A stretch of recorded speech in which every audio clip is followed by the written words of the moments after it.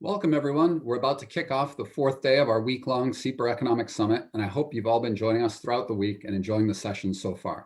If this is your first time with us, I'm Mark Duggan, the Trioni Director of the Stanford Institute for Economic Policy Research, and it's great that so many of you are here for today's conversation about the future of college sports. We've got a really incredible lineup for this session, and I'm admittedly a bit jealous of our moderator, Blakey Vermeule, who gets to steer the conversation with our three panelists in the upcoming hour.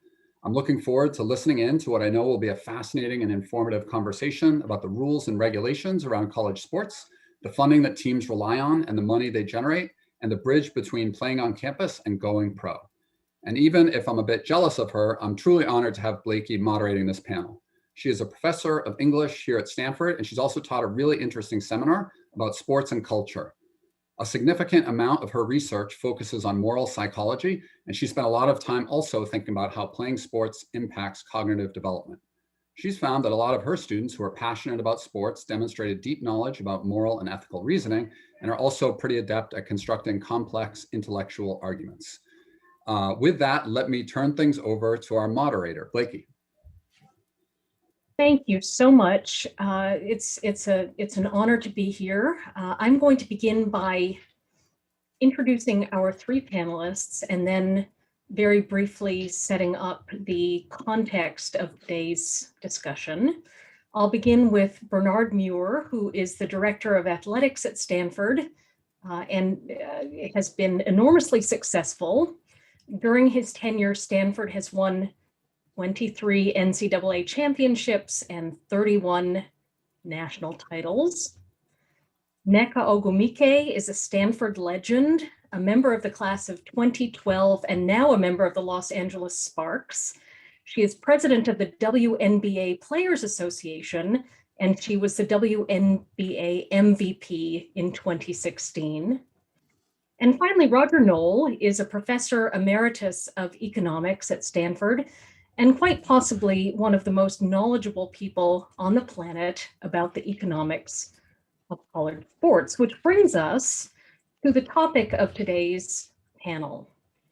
So money in college sports is pervasive, and it's increasing in all kinds of new ways, and we're going to explore some of those new ways today. This panel will discuss how these aspects of money in college sports affects universities, athletes, fans, revenue and non-revenue sports.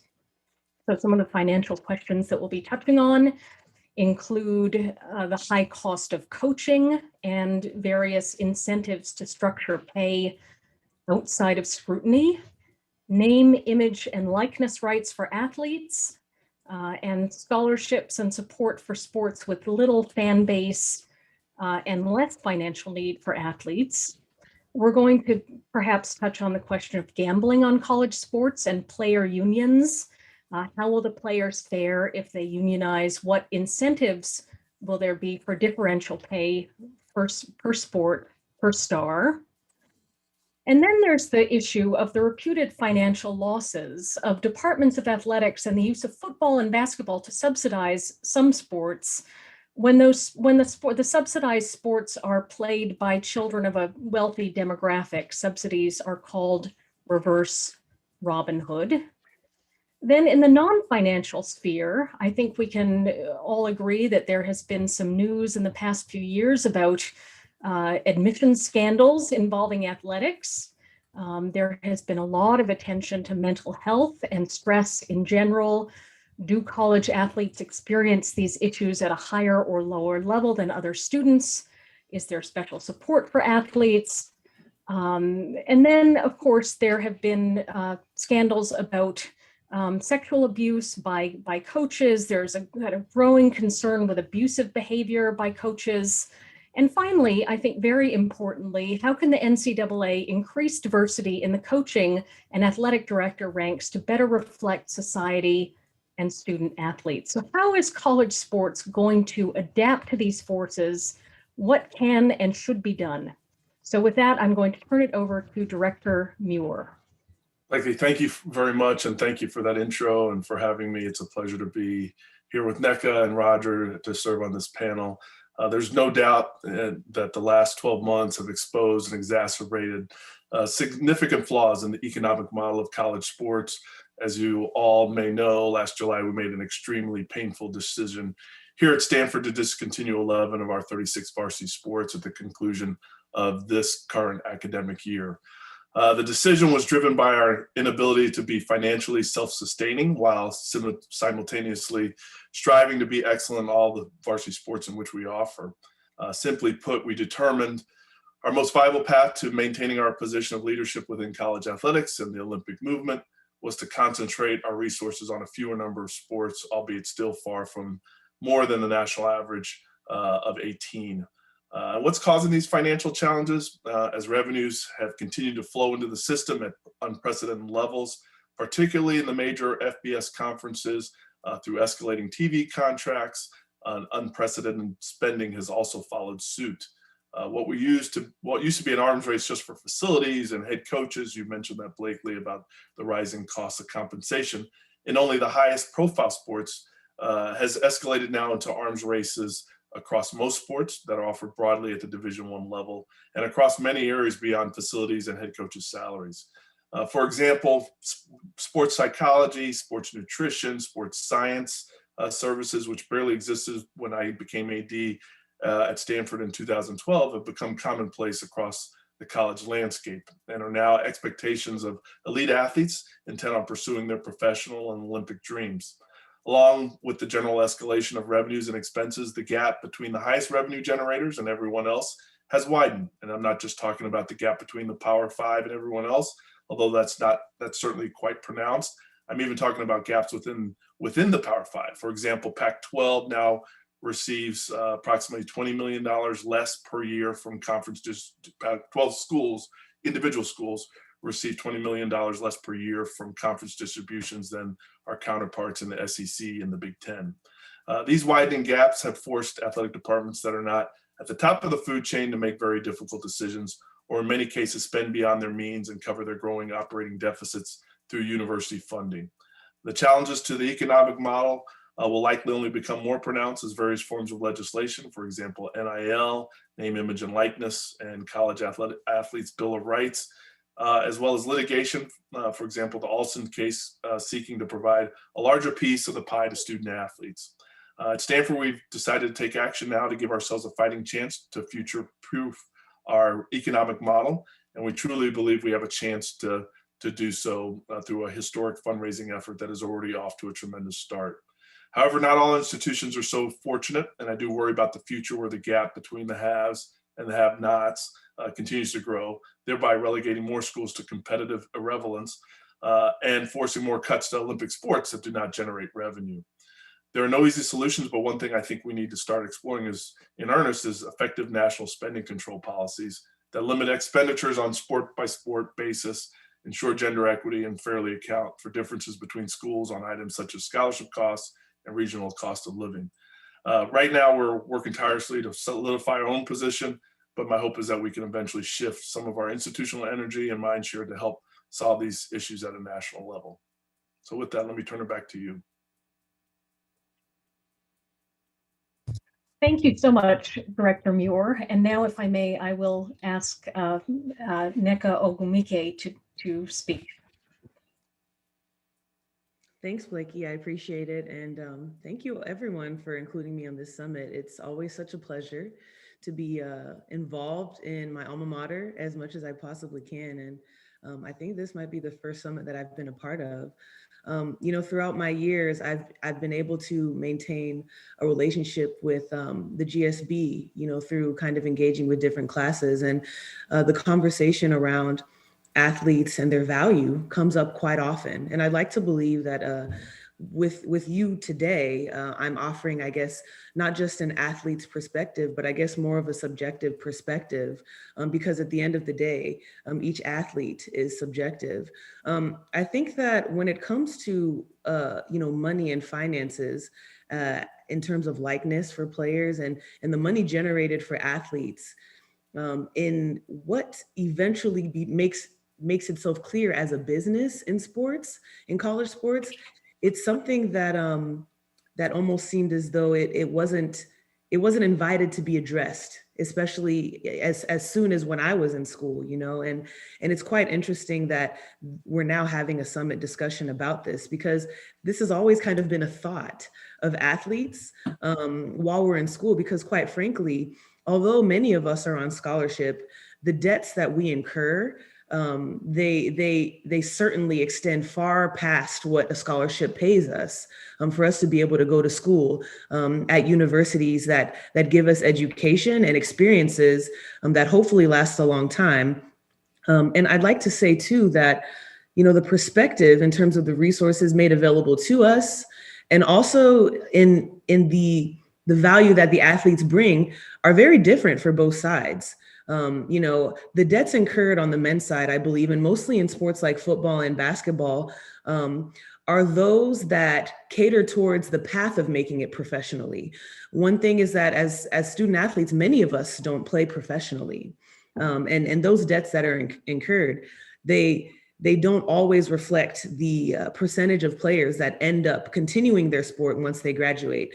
And on the women's side, you know, you have certain programs that even on the women's side, they garner more attention and more value than the men. And so I think that inequity, not just in providing finances for the school, but also in how they are dispersed based on us coming as far as from Title IX to now discussing what that means for women in sport, can also be another discussion, because when we talk about paying student athletes, there are many schools out there where the women would be making more than the men. And I think it's very important for us to keep that in mind. Although athletes are a cohort, we are not at all homogeneous. And so it's very important for us to understand that. And lastly, I think that it's incredibly important for us to consider the perspective of student athletes. More oftentimes than not, you can ask an athlete who is at school, and their commitments to their responsibilities are certainly imbalanced when it comes to what is expected of them on the field and the court as compared to what's expected of them in the classroom. I can't speak for everyone, and I'm very blessed to have been able to go to Stanford, where that balance was always something that our coaches and our professors kept in mind. But ultimately, the rigor that it takes for you to compete at the highest level at institutions that have championship culture and legacy, there's just a level that you cannot dip below. And oftentimes that leads to an imbalance that really can last much longer than the 4 years than the student athletes are there. So I hope that I can provide a more perspective on that as a former student athlete and as one that communicates with student athletes now, as this becomes a much more heated discussion in the time that we're in today. Thanks, Blakey. Thank you so much. That was wonderful. Roger, I'm going to turn it over to you now. Thank you, Blakey. First of all, we have to make clear the heterogeneity among colleges and universities is enormous with respect to everything, but especially with respect to the status of sports on the campuses and the way they treat them and with the policies they have towards them. Almost nothing that I'm going to say really applies very much to Stanford, because we are in a category almost completely by ourselves in terms of how we deal with athletics and what our expectations about our student athletes are. So let me just spend most of my time talking about the general landscape of college sports and what's happening. The most interesting feature about college sports, of course, is that starting with in the late 1980s, owing to an antitrust case against the NCAA that prevented it from bottling them up televised college sports, there was a period of enormous revenue growth. It went on for about 30 years, and it seems to have peaked at about the time the other Power Five conferences signed their last broadcasting contracts.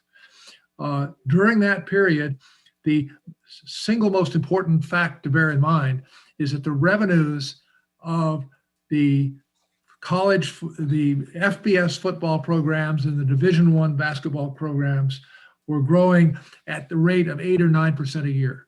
That is doubling every 7 years or so. And in that world, it was like manna from heaven, this enormous amount of money being rained upon athletics departments from these programs. That induced schools, since they couldn't compete by paying athletes, they competed in terms of facilities, recruiting expenditures, and in trying to hire away the handful of the best coaches that would be able to get them into a bowl playoff, one of the big bowl games, and now the bowl championship series, or into the multiple rounds in the NCAA basketball tournament. As an illustration of this phenomenon, Mike Krzyzewski's salary as a basketball coach at Duke went from less than $400,000 in the year 2000 to now nearly $10 million. So that is the main fact of life that went on in the 90s and 2000s in college sports. We now are in a situation, for example, to take the University of Alabama as an example. 40% of the revenue of the University of Alabama football team goes to coaching salaries, coaches and trainers. Less than 10% of it goes to the student athletes. That is to say, the total amount spent on football players in terms of financial aid is about $4 million, compared to the football coach making $9 million by himself and the rest of the staff making another $9 million, plus the trainers and physical therapists and all that kind of thing, salaries being added on top of that. That is the machine of college sports in a nutshell for 30 years. It was a mechanism whereby enormous revenue growth, primarily through television, but also secondarily through licensing and attendance at games, fed this enormous rapid increase in the salaries of coaches and in other expenditures other than players. That appears to be at an end. Now, it's very hard to separate the signal of what's happening in the underlying market for college sports from the noise of the pandemic. Obviously, we are 1 year into the worst financial hit that college sports has ever had, simply because they couldn't sell tickets to games and because so many of the games had to be canceled anyway. So what I'm about to say is to some degree speculative, but there is evidence to support it. Like, for example, in the 6 years before the pandemic hit, attendance at college football games in FBS dropped every single year. That is to say, attendance at college football games seems to have peaked about 2015, 2016, and been going down since then. Attendance per game in the Pac-12 peaked in, are you ready for this? 1978. All right. So there are some negative things on the horizon, but the biggest negative of all is what's happening on television. Viewership of sports on television is catastrophically falling. From the standpoint of the networks and the advertisers, this is a big sea change. What happened is, of course, the internet and streaming and cord cutting. But the really fascinating thing about it is sports of all kinds, not just college sports, sort of got this all wrong. What happened was that early on in the history of the internet, the one thing for which there wasn't a close substitute in personally controlled streaming was sports. So cable and satellite distribution companies had to have televised sports to retain their subscriber base. But as streaming opportunities have increased and internet quality of connections has increased, now sports are being eroded. And what has happened is other media have figured out that you have to take advantage of the new technology in the internet, the ability to interact with the programming, the ability to form a chat room that jointly watches a television program or that interacts. The other media, Hollywood, television networks, they figured that out on their streaming services. Sports hasn't figured it out yet, and in particular, college sports hasn't figured it out at all. Now college sports, and assuming the pandemic is over, I hope so, will face the next season with NBC Sports, Comcast having withdrawn from the sports network business, the demand for sports on television going well down. So at this point, we're going to have, I think, the beginning of a decade or so long circumstance where it's much more painful than it's been in the past 30 years. In the past 30 years, it was how do we spend our 8 or 9% a year revenue growth? Now it's going to be how do we cut the budget for our 8 or 9% a year revenue decline? I believe that is the major challenge. Now, there are lots of explanations for why this demand has gone down. And Blakey gave some of the reasons. Part of it is the internet reason I gave. Part of it is all the bad publicity that college sports has had with regard to admissions scandals and violence and sexual abuse. There's been a lot of bad news about sports that's come along in these last years. It's very hard to untangle how much is due to these, and therefore how much of the problem can be solved by having the NCAA turn its attention away from making certain that athletes don't get paid more than cost of attendance and into having the academic part of college sports be more emphasized, dealing effectively with the academic scandals and the behavioral scandals that have occurred in college sports that the NCAA has essentially washed its hands of and refused to take responsibility for. Whether they will figure it out, whether they'll figure out how to do streaming in a way that makes college sports attractive again to millennials, we will see, but that's the challenge. Thank you so much, Roger. Maybe we could now open the panel up for a bit of discussion. And I think I'd like to begin by asking Nneka about your work as the player representative to the WNBA union and what your sense is of how the union issues are coming out in college sports, if you have any insight on that. Sure. I think it's interesting because unionizing isn't something that's been thought of at the college level. It's not something that, to be honest, is quite feasible, really. And I don't mean that it can't happen, but it's it's almost as scary as athletes considering going to compliance for certain things, and I think that unionizing kind of it now thwarts the system by which we exist in sports. I exist in an ecosystem where I have a coach, I have teammates, and I have an AD. And once the union kind of comes into play, that now kind of diverts the foundation by which those relationships have been built, because the nature of sports is so interesting in college. There's this agency that the players have to pick what school they want to go to, and that decision rests on you. When you go there, that was your decision, and then anything thereafter that is kind of by way of the system that you selected. And to add another component of unionizing could be quite interesting, because I think now that now brings in other unions, which could now cross the boundary of eligibility if you now incorporate professional sports and unions in the conversation with college sports possibly unionizing as well. I'm not quite sure what that could look like. And I frankly don't have data around what that could look like, but I can't say that it hasn't been something that I thought of, or even something that's been approached to me about that. I think it's funny to even talk about that with Bernard here. It's okay.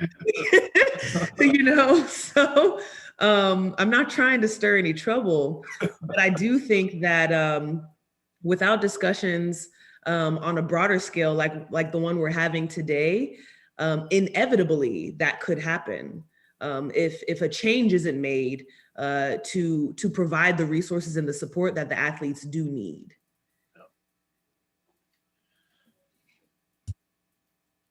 Bernard, would you like to respond to that? No, I think she's touched on something that it causes some trepidation within our circles and my administrative circles when student athletes talk about the need to form a union necessarily to take care of their immediate needs. I should say, and as Nneka pointed out earlier on, NIL is now on the table. It's taken us a long time to get there, but we believe, especially here at Stanford, it's the right thing to do. Now we need to figure out what are the guardrails we're putting on it, because we have especially a concern from the recruiting standpoint. But we think student athletes should be in a position to, like their fellow students, to profit from their name, image, and likeness. But it's trying to figure out where to start and stop.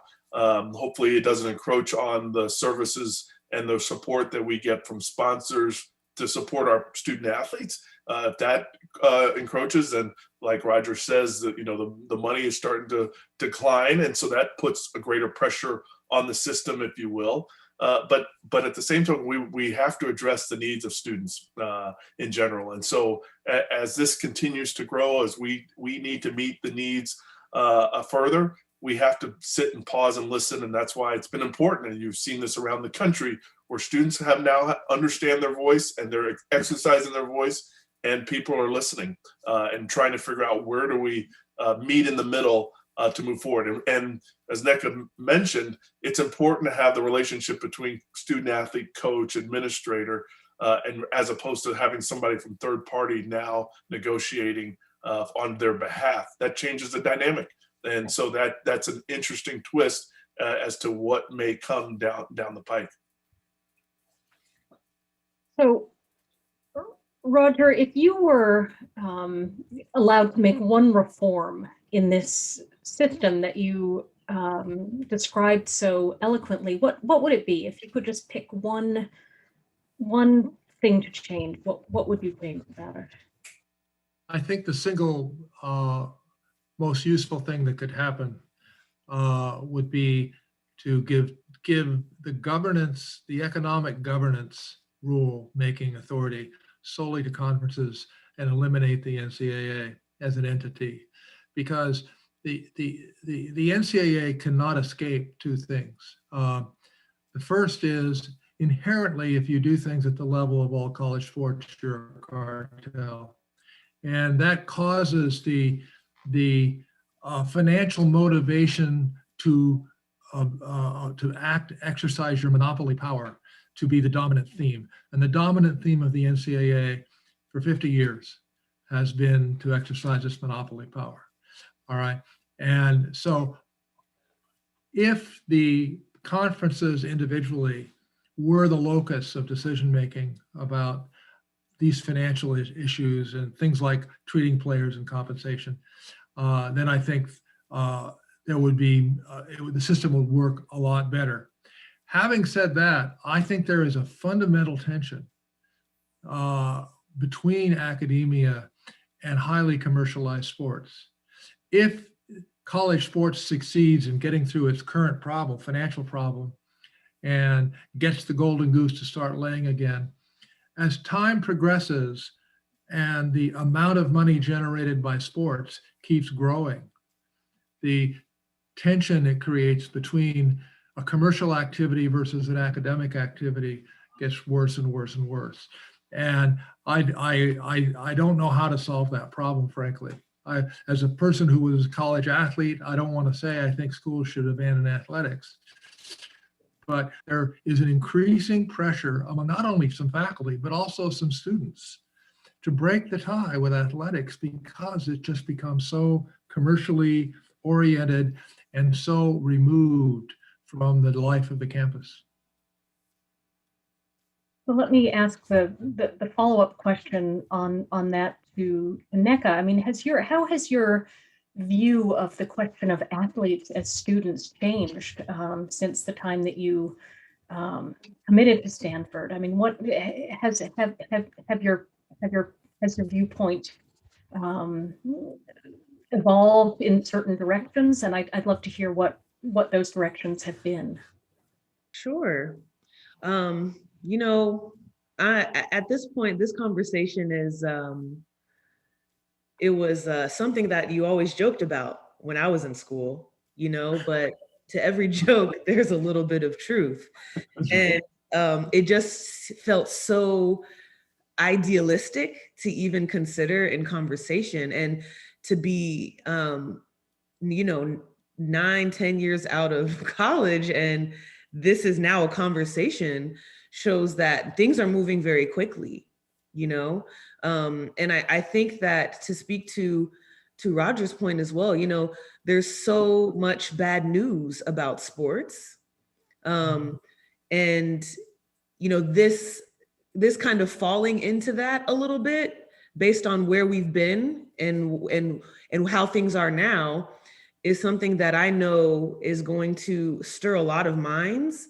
And I'm hoping that it stirs the minds of those who are in power to do some type of change. But that can't happen without the athletes, you know, speaking up. And I gotta say, as a student athlete, your opinions on such pressing matters are most certainly not a priority. So I think there's going to be a level of transition that has to happen for the space to be allowed for athletes to even express themselves about this matter. You know, I think there's a lot of people out there in sports, even my sister, who is an analyst, and they're very comfortable speaking of these things. And even so, maybe more comfortable being 8 years removed from Stanford and now in the professional ranks. But I do think that my ideas about it have certainly evolved from idealism to realism, you know, and it's great to know that. I got to say, you know, also there's certainly athletes out there that are like, man, I wish I could have been back in school and had NIL. And I mean, I received a check, even though it wasn't much, it was something. And so I feel as though there's something that's being changed, but it's going to take a lot. And quite frankly, I actually hope that it doesn't get to the point of unionizing. I hope that it doesn't get to that point. And I think that's why we're here today talking about it.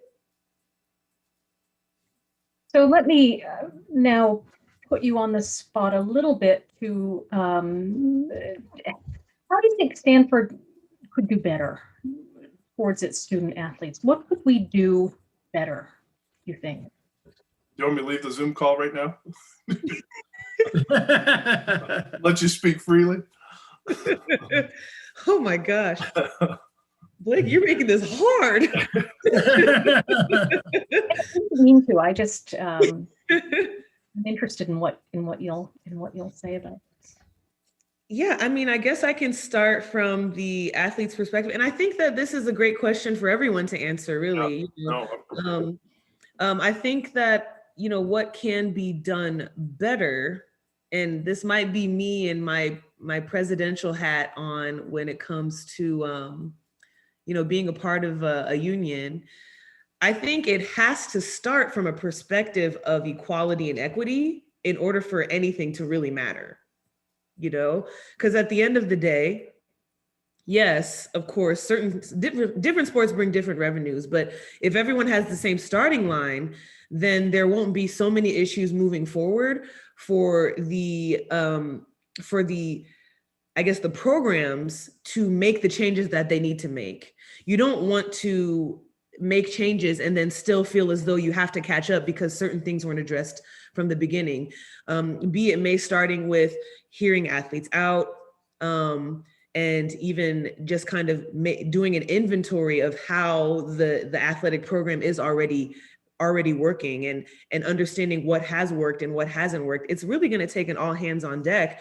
But I think that, you know, moving forward, it is imperative to create a standard by which athletes can be provided resources and be heard for the changes to be made. I don't want to tell you how I know that can happen, but it definitely is going to start with changing that relationship ecosystem that allows athletes to feel more comfortable say certain things, bring certain things to authority figures, and for them to be able to express themselves, as we've seen this season. I'm so proud to be from Stanford. You know, they've spoken out in social justice, and there's been quite a few schools where that wasn't as easy, you know, and we're speaking about, you know, financial assets. And if you can't do it with something as simple as players being able to speak out for things that matter more than sports, then it's going to be much harder for you to do it when it comes to providing resources and players being able to you know, garner value from their own name and likeness. So I hope that kind of answers the question. No, that was Great. Can I add something? yes. Let me ask here. Nick is exactly right. There isn't going to be a union that's nationwide for college athletes for the simple reason that most college athletes play at state universities, and in 23 states, public employees unions are either outlawed or they can't strike. So they have no real bargaining power. So that basically means there isn't going to be a nationwide players union. There's nothing to worry about. That doesn't mean that a private institution like Stanford can't de facto treat its student athletics council, which it already has, something like a real player, somebody to actually discuss and make policy decisions with, give it more authority, give it more information. Now, that's still going to be a weak read because students want to be students, particularly at Stanford. They already have enough time demands on them to actually do as NECA does for the WNBA Players Association and devote endless amounts of time out. In addition to that, running an operation for the players, that's not a realistic thing to expect for a 20-year-old college student. But nonetheless, we have an institution in place that we could actually give more authority to. And then the final word, apropos NECA's statement about social justice, Stanford could do a better job in having a better public image about how it thinks about college sports. It doesn't have to support the NCAA's policies that it disagrees with.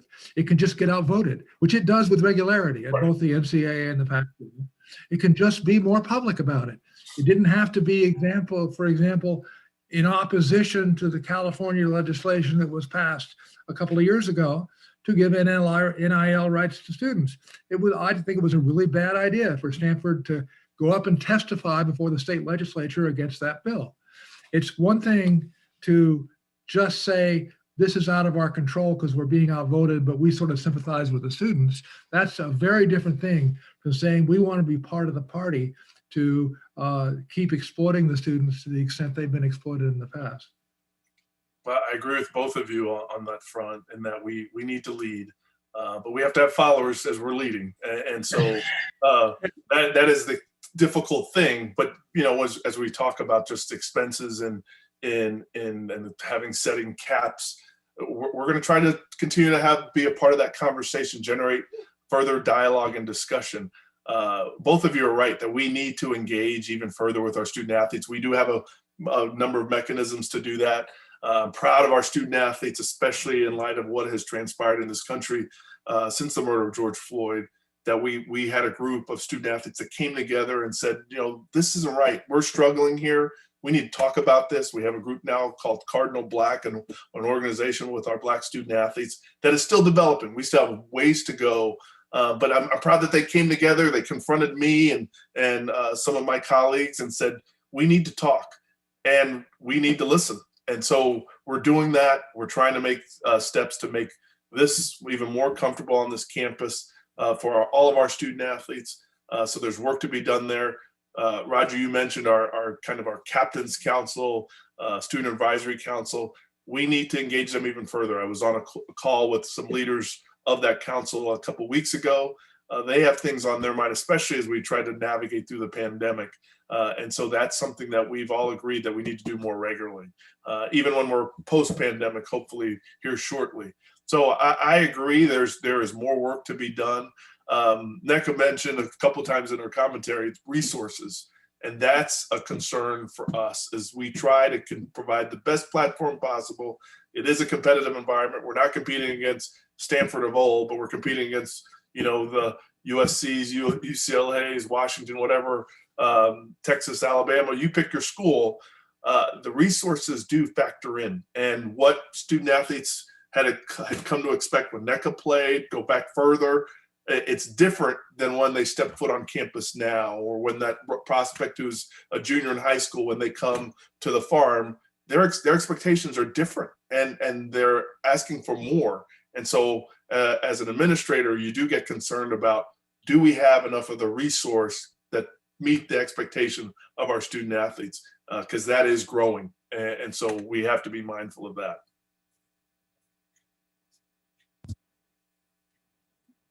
Roger, would you like to have the last word before we turn it over to audience questions? Unmute yourself. Right. One of the things that we have alighted, we've gotten too Stanfordy again, because we're unbelievably elite, and all across the board, from the beginning freshman all the way to the professor emeriti. At the University of Alabama, 67 of the 85 scholarship athletes on the football team qualify for Pell Grants, which means they come from families with an income of below $55,000. The 10 players on the women's basketball team at Alabama qualify for Pell Grants. Where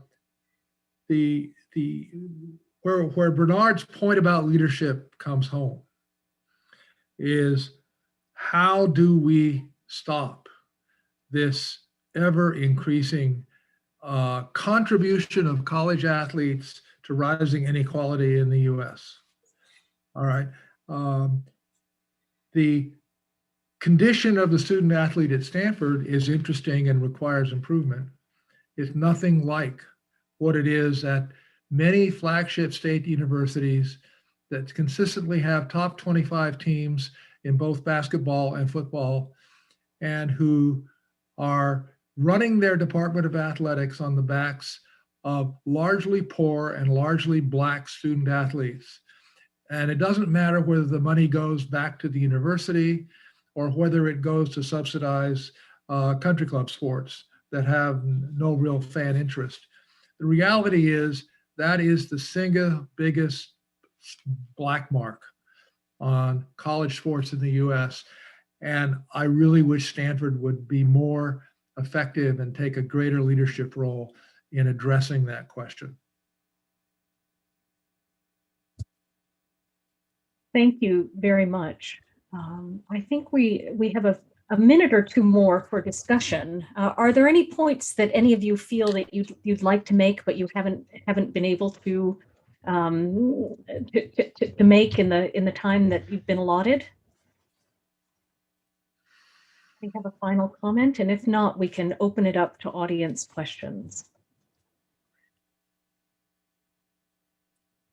Okay, so we'll start with the audience questions. The first one, I gather, is for Director Muir, or maybe also Professor Noll. How does Stanford view the paying of athletes? That's a good question. Yeah, a really good one. I would say our position is we want to take the step with the NIL to provide the experience for student athletes to benefit from their name, image, and likeness, to see how far that goes. That's paid for by a third party. I do not see a situation whereby, and we've talked this over with, from President Hennessy when I first started, certainly to President Tesse Levine has continued that refrain. I don't see Stanford in a position whereby we would just outright take from our coffers to pay student athletes outright. Now, we still, as we mentioned earlier, we still want enhanced experience. We want to pay additionally to provide the resource for student athletes to have even a better experience, a more robust experience, but to pay them outright, to put cash in hand, I think it's going to be difficult. Now, I say that, and there's cases out there like Alston that may provide an opportunity to provide enhancements to the student athlete overall experience, whether that's tethered to education or not. I think it's a little easier to get there if it's tethered to education. If it is not, I think it becomes even more of a challenge, especially for a place like Stanford, to just say, okay, we're just going to outright provide cash. because I think that is a slippery slope that I don't think this institution wants to go down. It remains to be seen, can we lead, to Roger's prodding earlier? I hope we can in that discussion. Let me just briefly add to that. I don't think that anybody anticipates anytime soon college is going to individually negotiated salaries of any kind. I think that the likelihood is strong that no matter what the institutional arrangement, how college sports are organized in the future, it's going to be basically the same model, with the only issue being is how generous is the financial aid. There are lots of people, lots of students on campus who make more than cost of attendance. Let's put it that way. Yeah. Like, for example, the financial managers of the Stanford Daily, the student newspapers, are typically paid multiple tens of thousands of dollars a year in salary above and beyond any financial aid they have.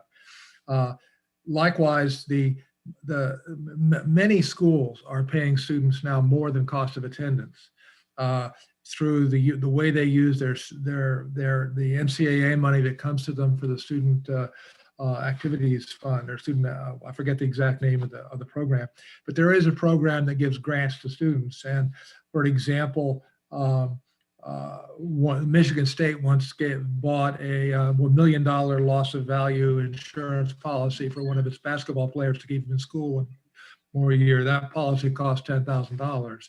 So there are lots of ways to pay students within a rubric of a scholarship-like model. And then, in addition to that, free them up for things that are like, for example, earning advertising revenues from their Facebook pages or their Instagram pages, or earning money for singing in a rock band or being in a movie.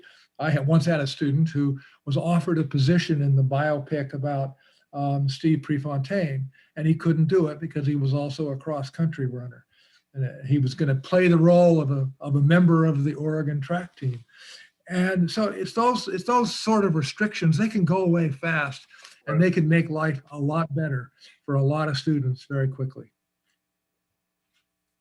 Well, thank you. So we have a series of questions, as I'm sure that we all anticipated, about the reasons that Stanford cut 11 sports. But the question that has been asked several times is, why wouldn't we go to an endowment model for non-revenue generating college sports, so that they can be financially self-sufficient? Why wouldn't Stanford seem to be in favor of that model? No, I'll jump in. Certainly, we've had an endowment model to a degree to cover some of our expenses for the 36 programs that we offered. What we found is to do to cover really the full expenses for all 36 as costs continue to escalate was such a significant challenge.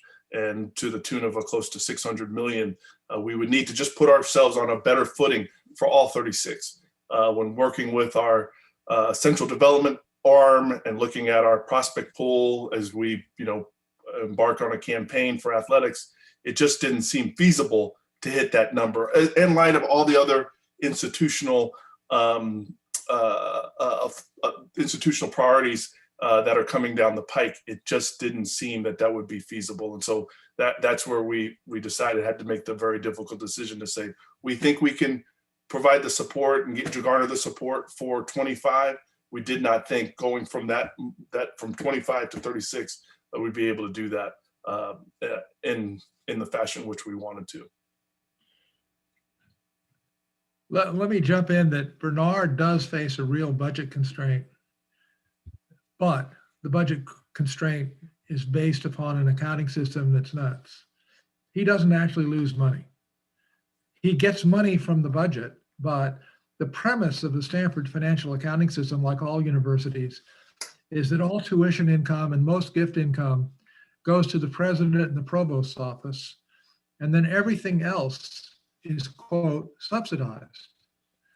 Every academic department on campus receives operating budget from the administration. And that's because everybody who comes to Stanford to be a physicist, their tuition still goes to the provost office. And so to the extent high quality operations in any operation, whether it's the Department of Athletics or the Department of Economics or the Department of English, the revenue that comes from the students who come here to participate in that activity isn't attributed to them. So we vastly overstate the burden on the budget for that reason. The second point is Stanford doesn't charge tuition for students who come from families that have less than $150,000 a year in income. That's 81.4% of all the families in the United States. If we eliminated athletics and athletic scholarships, it's not that we would suddenly be admitting all those students paying full tuition. We would in fact be admitting students, many of whom have paid none at all, and almost all of whom have some degree of financial aid. So the true cost to the university, the true avoidance of cost or avoidance of revenue coming about from canceling a sport, the benefit to Stanford is far less than simply the scholarships don't have to be paid anymore. So Bernard is facing a financial hurdle that he has to overcome that is unjustified. He should not have to pay full tuition for all of his scholarship athletes because almost nobody on campus pays full tuition. There you go, Bob. That's your argument for the budget meeting. But the nature of it is their expectation is to pay the full cost. And when you're doing it for a number of programs, and many of the 11, the scholarship issue was not as prevalent, but there's still other expenses that we factor in. And to cover those and to endow, which is what the question originally was, is a significant a number. 200 million is what we have put out there, and that is covering some scholarships and some of the NCAA, especially the NCAA programs that were unfortunately cut. It's covering the expenses for staff, the ancillary staff, and we know those rates continue to grow as we go along. There's other investments we want to continue to make because we also don't want, and Nneka mentioned this before, having equality across all sports. So to not have a group of sports that have and they can go compete every year and not worry, and then some that have not and don't are not given the same opportunity just didn't seem fair as well too. And so that's also exacerbates the problem. So I'm going to ask each of you this question, which is, if you ignore Stanford and its very special role in this kind of firmament of college sports, what college sports programs do you most admire and why? I'll start with you, Director Muir. What college sports programs I most admire? You want me to name names? I would just say, I think many programs have the right intent. They're trying to provide the experience that truly student athletes will walk away cherishing for the rest of their lives. That's why we're doing what we're doing. It's unfortunate what the disruption that we had to make here because we wanted to do it across 900 student athletes. That became more difficult. But I think when you walk away from this college experience, you hope there's something that you can garner, especially by playing sport. And that's important. And I think there's many programs, I won't name names, but within our own conference, I think when I look at the 12 institutions, all with the thought in mind that we do want to beat each other, but we're also doing it with the benefit that we want to promote our conference. And I think that's pretty special. And I know there's pockets around the country that would lay the same claim, but I do think that there are many that can walk away with their education, which is first and foremost for our student athletes, and then the experience of playing at the highest level and hopefully being successful at it is important as well too. Well, I'll go next. I gotta say, Blakey, this This is a no-brainer for me. There are none. I'm sorry. Even with the challenges that we face, even with the growth that we see ahead of us, I picked Stanford for a reason. I can't imagine that there's many other programs that are having this same type of summit and conversation, and I truly tell everyone that when it comes to Stanford, everyone glamorizes the experience, but that does not at all compare to after you graduate. I really, and I knew that going in. I didn't quite understand how it felt, but I will say that the experience that I've had as an alumni has completely scoped much broader than I could ever imagine, even while being a student athlete there. When it comes to just programs in general, I do think that we are looked at as one of the top programs. And what sets us apart is that we excel at everything, but one thing is we can't get caught up. We can't get caught up in that notion of excellence. And at times it can be difficult because there's so much to celebrate. Yeah. But I look forward to hopefully being a part of Stanford becoming better. There's so much I've learned just sitting here with you all and understanding how much better we can be. And I think at times it really just takes giving people space to provide their perspective. I'm by no means an expert, but I've been doing what I've been doing for a very long time. And I've had an experience as a student athlete. And the joke goes is that, oh, are you a student athlete or are you an athlete student? And that's something that I don't think should be in conversation. It's very problematic as we point to all of the data that Professor Noll has kind of shared with us today. And then of course, Director Muir's his perspective too on the challenging decisions that he has made as well. But I do think that Stanford is the best and will continue to be the best because we don't settle for excellence. We settle for growth and we settle for that sustainability. And it's not really settling at all. And I look forward to seeing this conversation becoming more than just that. I think that's really what it is. We've spent a lot of time in this pandemic doing panels and conversations and talks. But as Professor Noll said, once it's over, are we putting our money where our mouth is? And that is literal. We really have to figure that out. So I look forward to that because I do think that Stanford can step up to the plate. And I do think we're one of the few programs that looks itself in the mirror and really figures out how we can do things better. So I get to have the last word, I guess. Remember that all colleges and universities have their own objectives and goals. They're very heterogeneous. Most colleges and universities, their goal is basically to contribute to the advancement of their state. It is not to win Nobel Prizes like Stanford, to create the next Google or whatever. Most universities do not have that. So my vote for the most effective athletic programs are for the historically Black colleges and universities that also run high integrity athletics programs. They face financial constraints far worse than Bernard's or far worse than the normal state university. They do a remarkable job in value added for their students.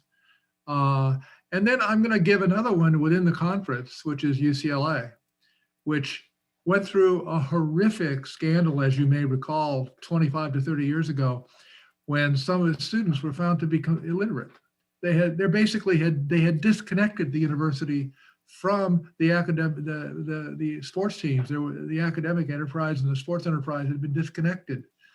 They fixed it and started producing, as Ed O'Bannon's testimony in his antitrust case several years ago, he said, I went to UCLA as an athlete masquerading as a student.